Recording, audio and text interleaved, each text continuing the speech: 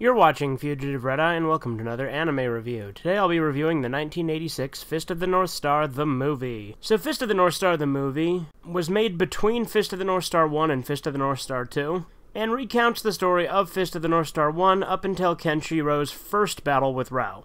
And then it does not go to the second battle, because it ends right after the first battle. That said, that doesn't mean that it ends the story there, because it leaves room to be continued. So, with Fist of the North Star, the movie, it was done by the same studio that did the animes, the Fist of the North Star 1 and 2, and it had most of the same voice cast.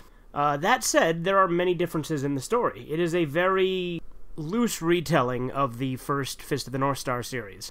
With many character plot points being completely cut out. Toki doesn't even exist in this version. Rei has almost no development. Rao and Joggy are both in it still. I'd say Joggy is arguably more prominent in this than he is in the show, even though he has less time. It's definitely a different interpretation. That said, it's still very fun. One thing I really like about the Fist of the North Star movie is when Kenshiro first returns after Shin originally betrays him, he's sort of depicted as this, like, supernatural force almost. Like, he's like a specter out of hell. And it's really cool, because, like, so in this version, when Shin initially betrays Kenshiro and leaves him for dead, Joggy takes him and throws him down this giant chasm where he just presumes he dies, which I think he might have, because he, like, comes out from the ground when Lin, like, calls him in a weird way.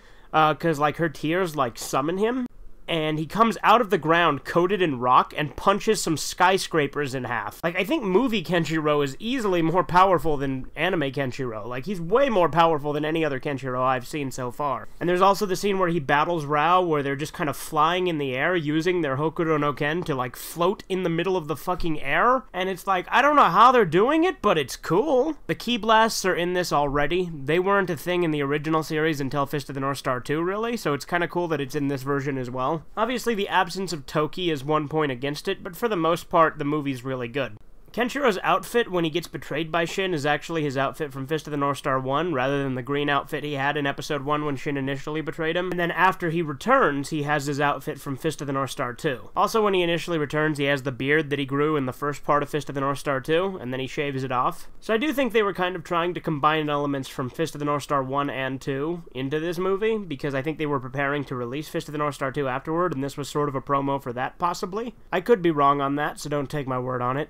The movie itself looks fucking gorgeous. I don't know if that's because I was watching it on Blu-ray and they remastered part of it, or if it's because it had a theatrical budget and the animation just looked that much better, or maybe a combination of the two, but it looks fucking great. That said, there are scenes where the quality drops severely, and I think that's just because the original theatrical release of this movie is actually technically considered lost media, and I think that they reconstructed it as best as they could using multiple cuts.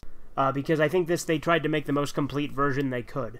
So because of that, some of the gore is censored, whereas a lot of it isn't. But most of it is not censored, or if it is, it's very lightly censored. It doesn't have the same degree of censorship as the anime does. Don't expect that white screen with, like, the milk-looking stuff shooting out of people when he makes their heads explode. No, expect blood and guts and lots of it. It's a plenty gory movie. I definitely got overhyped how gory it was, because one of the older DVD cases said, oh, the most violent movie of all time. I mean, no, not really. It's pretty violent. There's a decent amount of gore, but it's nowhere near as gory as, like, Violence Jack. But it is pretty gory, especially for Fist of the North Star. I mean, Fist of the North Star has always been kind of a gory series, but it had that censorship in the anime. In this, the screen just gets kind of blurry sometimes, but you can still kind of make out what's happening. But most of the time, it's not. It's just completely uncensored. So it's a really cool contrast to see an actual, like, gory Fist of the North Star rather than just the, heavily toned down version you saw in the TV anime. There are many major plot differences, so I'm gonna go over some of those now, so there are going to be spoilers ahead, so you have been warned. But in this version, it's actually Rao that kills Shin. Like, Kenshiro still fights him, but it's actually Rao's attack that ultimately killed him. In this version, Kenshiro kills Joggy by actually making his head explode, plus, like I said, Joggy had a more prominent role and was actually present when Shin betrayed Kenshiro, as was Rao. It was actually also Rao that fought the Fang clan and that guy who could turn his body into steel. Obviously, Lin and Bat's storyline is much more condensed and happens all pretty much immediately.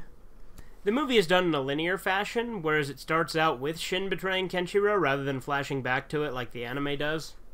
And obviously if I went over every single little difference, we'd be here all day, so I'm not going to, but it is a severely condensed version of the plot. I wish that Rei had gotten more development in the movie, and I kind of wish that Toki was in it too, but again, it can't be perfect. My one major criticism of this movie is the pacing sometimes feels a little off. Like, it's almost like things are happening way too fucking fast. Like, okay, so Kenshiro returns, right? Everyone thought he was dead. He returns from the depths of hell, basically is like this big supernatural specter, and it's really cool. But then, like, 5 seconds later, Jagi is taking the name Kenshiro and already soiling his name because he already knows that Kenshiro is back. And Rei is already searching for him. Maybe there was some time that passed, but they could have done a better job communicating that. Also, the sequence of events obviously happens in different order, with Kenshiro fighting Jagi long before he fights Shin. Also, there's no fake Yuria death in this one. She doesn't even die in this one, obviously, because it doesn't tell the whole story, but there's no point after Kenshiro fights Shin where he thinks that she's dead. No, she's just alive and with Rao, because Rao took her from Shin. One odd thing is there was a YouTube video that had this remix of I Wo Toridomo Se, you know, Take Back the Love, the main theme of Fist of the North Star, and it called it the movie version. But I'm sad to say that no version of that song exists in this movie. They do have a pretty memorable song called Purple Eyes that's pretty good, but it's no I Wo Toridomo Se. So, my thoughts on this movie overall, fucking great movie, I absolutely love it, and if you're a fan of Fist of the North Star, definitely check it out if you haven't seen it. I will also say, however, that this movie is not a substitute for the series. It definitely misses quite a few beats, and some of it may not make sense if you're not already familiar with the franchise. So I would recommend watching it after seeing at least Fist of the North Star 1, at least up to his initial battle with Rao, before watching Fist of the North Star the movie. It's not by any means going to be incomprehensible if you haven't seen the original series, but it's definitely going to be better if you have. Anyway, that's all my thoughts on Fist of the North Star the movie. Great movie. If you haven't seen it, check it out. This has been Fugitive Red Eye. Have a good one.